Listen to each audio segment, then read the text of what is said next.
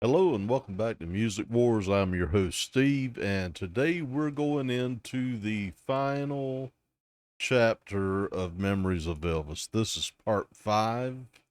Hope you've been enjoying it up to now. I don't know what this last chapter holds, but we'll all see together. Let me know what you think about what we've been doing, and if you can share the channel with your family, friends, on social media, whatever, that would be absolutely wonderful. We're going right in and once again going back to full screen with part 5.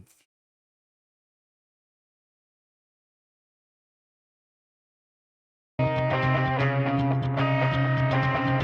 get a lot of questions about Elvis. You know, we all think he was going to die because he was having his problems. I said, no, I never thought he would die the way he did.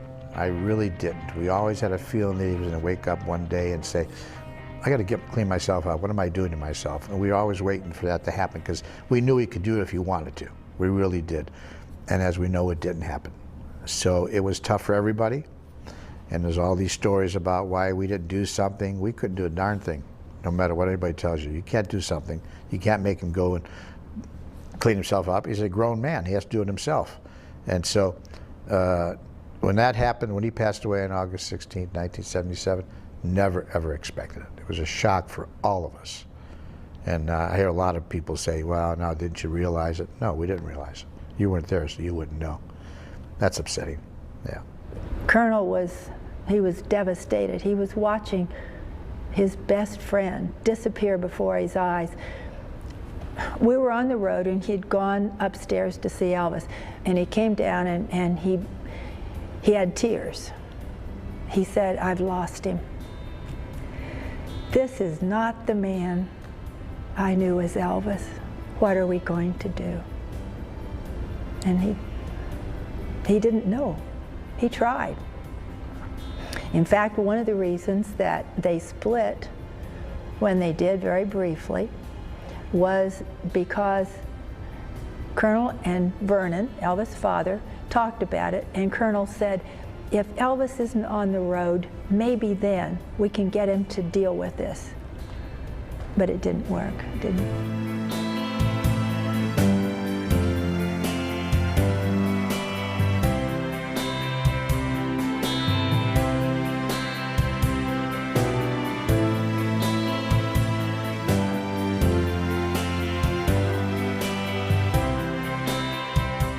Well, August 16th, we were getting ready to go on tour that. We were supposed to go to Portland, Maine to do a show the next night.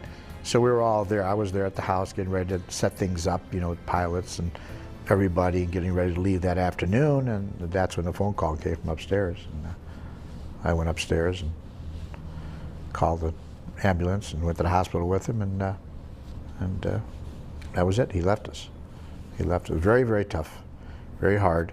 And it was just, it took me about 3 months to realize he was gone, that he was not coming back.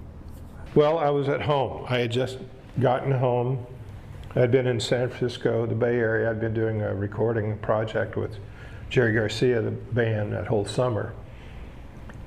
And I got home on a Friday night, and we were booked to start a tour on the following Monday. The show plane was going to go out on Saturday and arrive in Maine.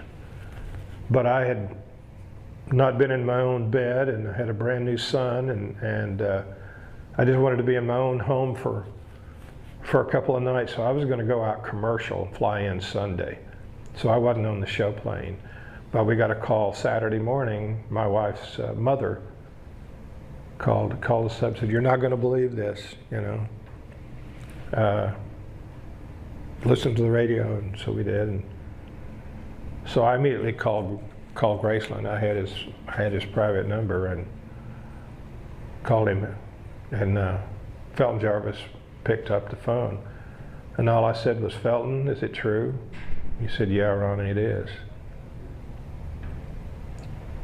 So that's all I had to hear. You know? I wasn't going to make the trip. I was going to join the trip 2 days later because Ann Margaret was one of my clients. And my deal with Hilton that I would do the headliners. So Marty, trombone player, was going to cover me for 2 days. We had used the same band, you know, the same horn players, by Pat, all the regular guys. So for 2 days, and I was going to join the tour after I got Ann open. Then I'd have another conductor come in and cover Ann after because the opening is where in night is where you make a lot of changes. Next day you try your fixes, and then you can do whatever you got to do.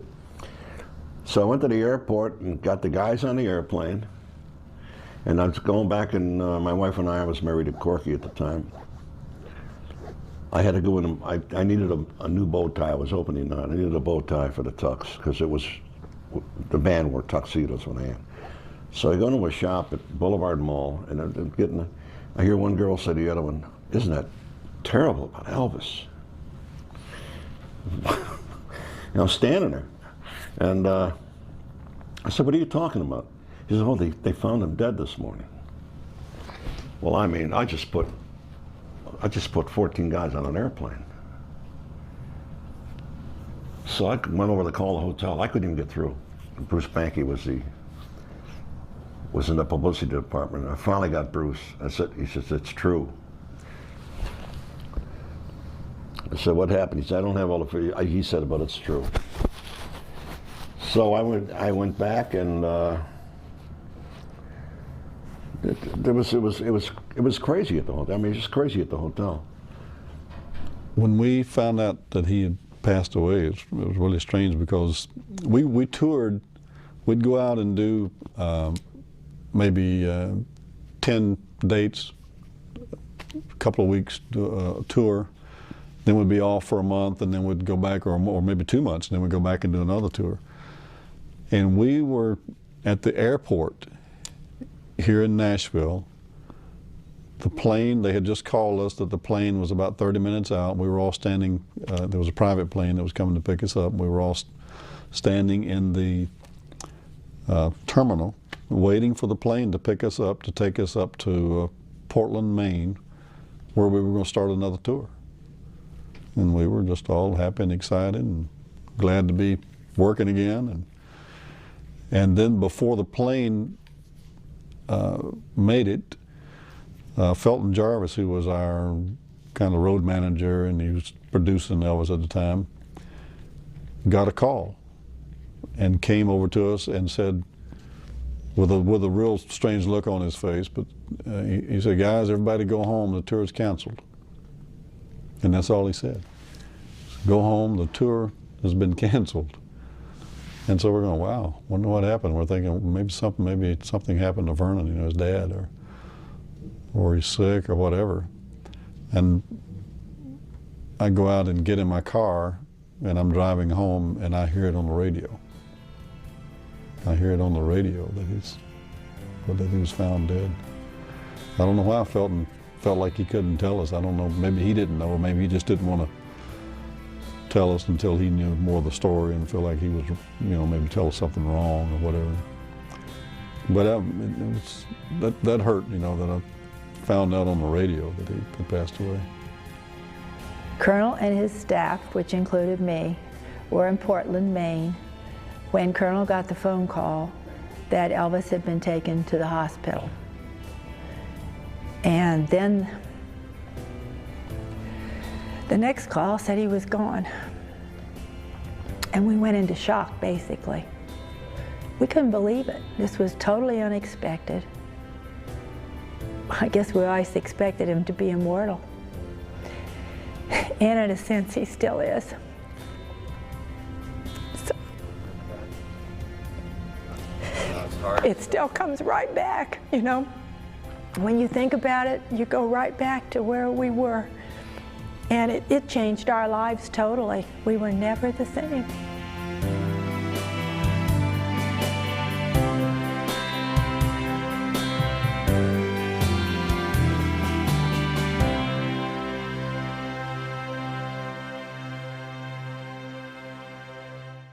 I think Elvis's music will stand more, I hope no one gets angry with me about this, but I think it'll stand more than anybody else's that I've ever heard.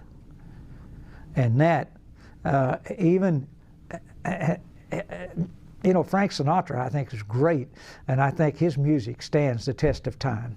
Great. Dean Martin, those people are terrific. But I'm not so sure but what Elvis might not stand the test of time more than even those men who are, you know, they're giants in the field of music. And I'm not so sure but what he might not hang on longer even than they do.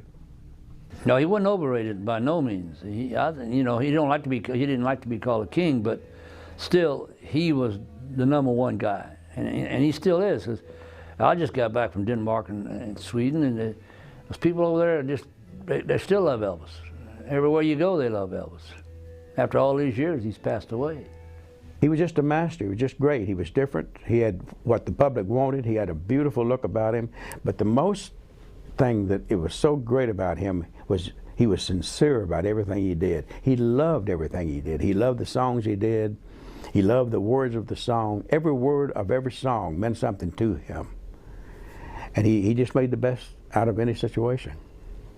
I think Elvis Presley's music will be here forever. And I don't think Elvis ever realized how much appeal he did have in this world to people. And look at, almost 29 years now he's been gone. And he's bigger than ever. Here we are doing an interview about him, and this guy's been dead 28 years. I mean, think of another star that happened to. None. Never ever will be. Never be another Elvis Presley. One of a kind. Absolutely one of a kind.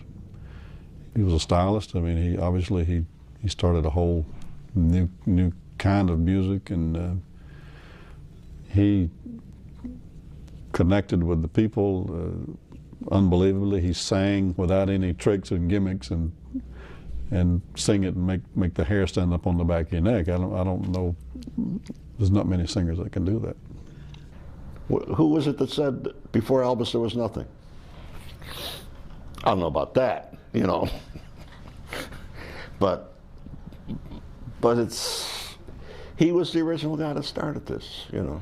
When you're dealing with Elvis, you're dealing with the original cast. This is not an off-Broadway thing that happened, you know. There's a lot of people running around doing Elvis, but when you've been with the original cast, they're not even close.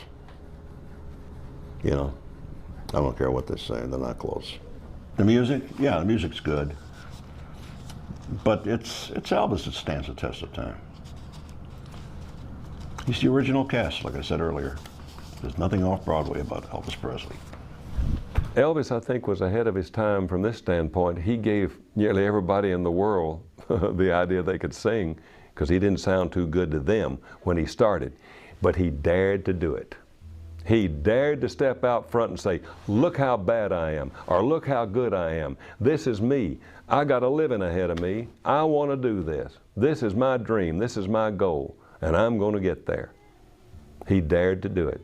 And that's the big thing. The failures in my life are because I didn't dare to do it. I don't know of another entertainer who is remembered so well. And I think there is something that appeals to the young people because Elvis had the courage to be different. He wore different clothes, he wore a different hairstyle, he sang different music, and everyone's criticism didn't stop him from doing what he thought was the right thing for him. There aren't many people who are capable of doing that. Oh, take my hand, take my whole life too, for I can't help falling in love with you.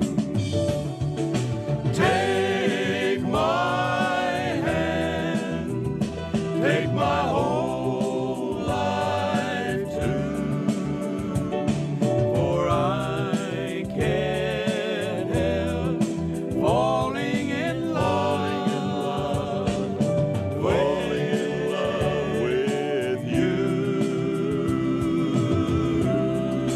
Falling in love.